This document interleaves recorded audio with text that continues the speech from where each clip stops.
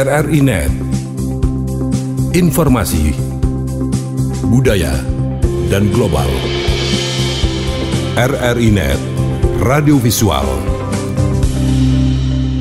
Lihat di sini bahwa untuk belanja, kalau kita perhatikan mengalami peningkatan 3% kalau kita bandingkan dengan periode yang sama di tahun 2021. Kepala Kantor Wilayah Direktorat Jenderal Perbendaharaan Provinsi Nusa Tenggara Timur, Catur Ariyanto Widodo, dalam keterangan pers kepada sejumlah awak media di Kota Kupang, Rabu 25 Mei 2022 mengatakan kinerja belanja APBN sampai April 2022 mengalami kenaikan sebesar 280,55 miliar rupiah atau setara 3% apabila dibandingkan periode yang sama tahun 2021. Catur Ariyanto menjelaskan kenaikan belanja negara tersebut ditopang oleh kenaikan realisasi transfer ke daerah dan dana desa yang mengalami kenaikan sebesar 798,99 miliar rupiah atau setara 13%. Sedangkan untuk belanja KL mengalami penurunan 518,43 miliar rupiah atau minus 16,7% karena adanya penurunan belanja modal atau KL yang disebabkan oleh tidak adanya belanja yang carry over seperti tahun 2021. Pertumbuhan ini terutama disebabkan oleh meningkatnya penyaluran transfer ke daerah dan dana desa ini mengalami peningkatan yang cukup signifikan. Kemudian untuk belanja pemerintah, kalau kita lihat meskipun growth-nya itu mengalami penurunan di sana, tetapi ini lebih kepada alokasi yang kemudian APBN kan responsif, fleksibel, dan berkelanjutan. Jadi disesuaikan dengan tantangan yang ada pada saat ini. Dan kalau kita melihat dari sisi trennya ini juga menunjukkan perbaikan. Persentase realisasi sampai dengan bulan April di tahun 2022 ini adalah 23,5%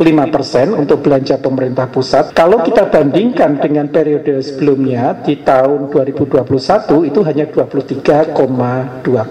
Jadi dari sisi kinerja, dari sisi peningkatan kapasitas ini sebetulnya bagaimana untuk merealisasikan di tahun 2022 ini mengalami perbaikan.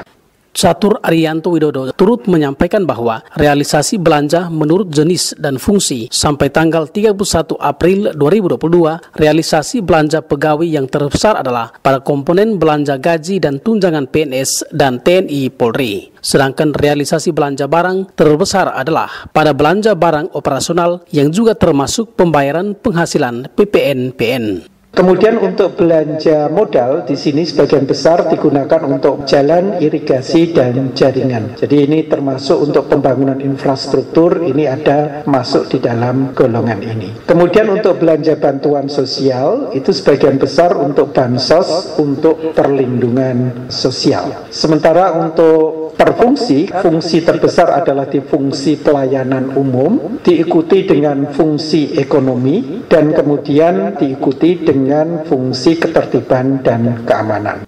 Catur Ariyanto Widodo juga menjelaskan fungsi pelayanan umum menyangkut bagaimana pemerintah melayani masyarakat, fungsi ekonomi menyangkut pembangunan infrastruktur, peningkatan konektivitas, aksesibilitas yang berkaitan dengan peningkatan kapasitas ekonomi di daerah. Sedangkan ketertiban dan keamanan lebih pada upaya menjaga ketertiban dan keamanan di Provinsi Nusa Tenggara Timur. RRI Kupang, Alotani melaporkan.